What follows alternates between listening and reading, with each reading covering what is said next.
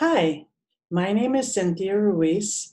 I'm an author, inspirational speaker, professor, executive coach, and today I want to talk about the importance of your awakened self.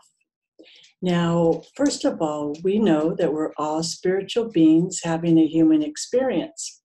And part of that human experience is really feeling connected to everything around us and everyone. In my Native American teachings, because I'm half Cherokee and half Mexican, in my Native American teachings, we're taught that we're connected to everything. We're actually taught that we're connected to everything that ever come before us, our ancestors, everything in the world today, and everything in the future. And when you have that awareness, you realize that you almost have a responsibility to work on yourself and really be the best person you can be and live an authentic life. Now, what does that look like? I know that for a lot of women, we struggle with self-care because we feel it's selfish. We're taught that if you focus on yourself, you're selfish, and we're supposed to care for others.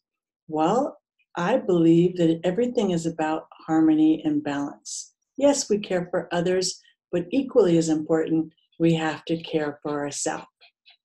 One of the examples I use is when you travel on an airplane and they do the safety briefing, they say, if the oxygen masks come down and you're traveling with a small child, guess what? You're supposed to put the oxygen mask on you first. Instinctively, what do we want to do? We want to care for others. We want to put the oxygen mask on them. But if we don't put it on ourselves first, we're not going to be any good to anyone else. So self-care is so important. Now, let's talk about your awakened self. I believe that in our life, it's about creating a balance between mind, body, and spirit. Now, you may ask yourself, how do you work on your mind? Well, the mind, you need to exercise it. I actually do mind games. I don't play mind games, but I do mind games and exercising my mind, learning new things all the time. And meditation helps me quiet my mind. So I'm always striving to learn new things, read books, listen to podcasts, always learning new because reality is everybody has their own journey and their different perspective, and we can all learn from each other.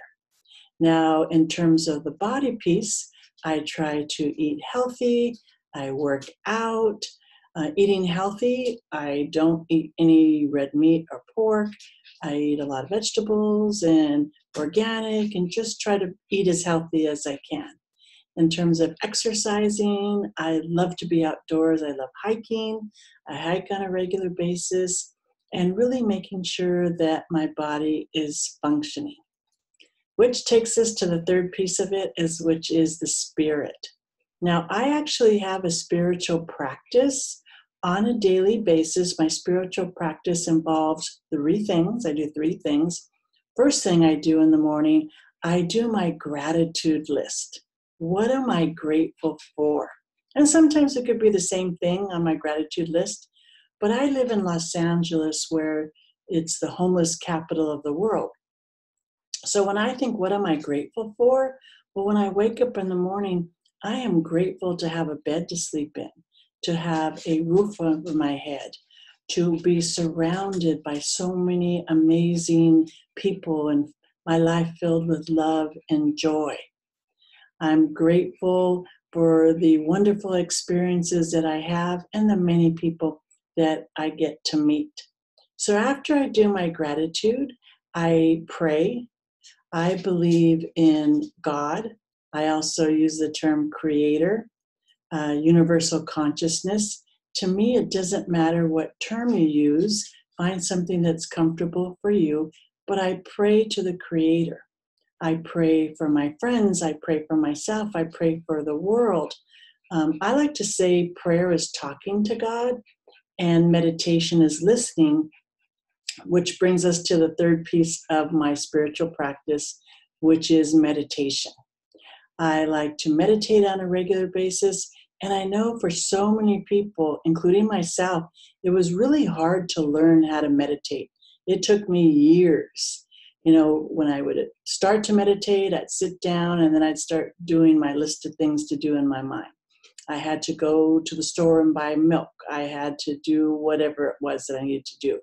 So it's really quieting the mind.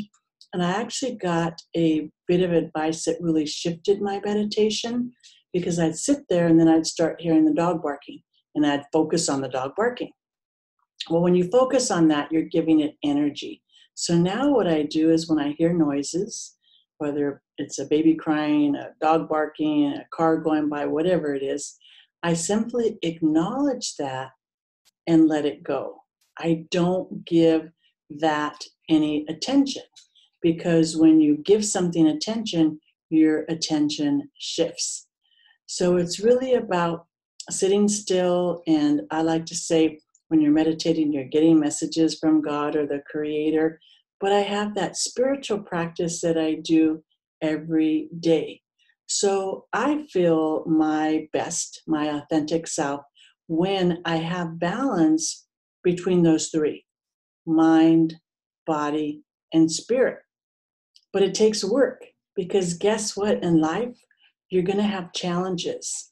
Everybody, I don't care who you are, has some type of challenge in your life. But it's what you do with the challenges, how you react to those challenges. So ask yourself, how can I bring into balance my mind, my body, and my spirit?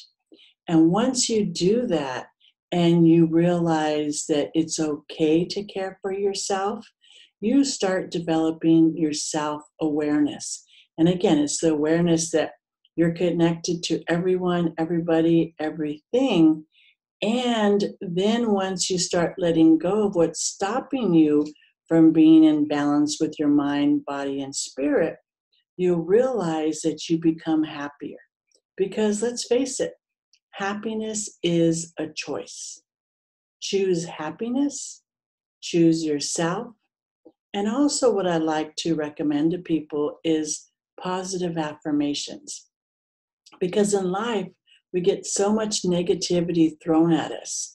Just watch the news and you see all these mass killings and all this craziness. So it can throw us off. But when you're really focusing on the positive, you're focusing on your happiness, and you're focusing on yourself and your self-awareness, everything seems to align. So my message to you is self-awareness is important. You are worth it, and it takes practice. So develop your practice, your spiritual practice, your mind practice, your body practice, so everything comes into alignment and you become one and balanced with your mind, body, and spirit. So until next time, focus on you, focus on awakening that greatness within you. Thank you for listening, and I'll see you next time. Bye.